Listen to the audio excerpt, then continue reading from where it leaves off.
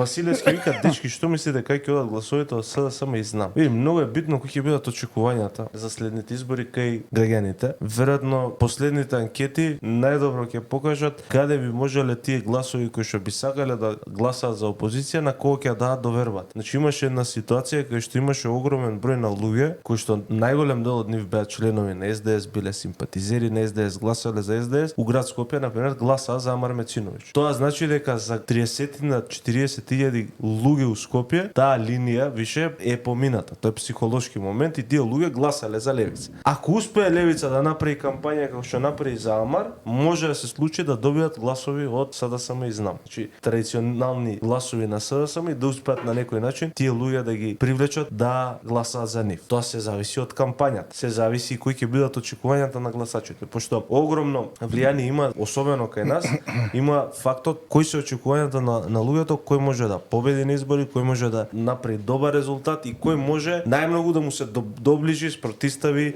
закани на ВМРО-ДПМН. По последните анкети што ги видовме, многу се блиску овие помали партии една со друга. Значи многу. Сад колку е таа точна анкета не знам, али разликата е у рамки на статистичка грешка, на пример помеѓу СДСМ и левица. Разликата помеѓу левица и знам е во рамки на статистичка грешка. Знам имаше негде 2,5%, 3% рейтинг. Тоа не се малце гласови, имајќи у предвид колкав е мал бројот на луѓе кои што кажале за кого ќе гласа. Така да ќе видиме тоа како ќе изгледа.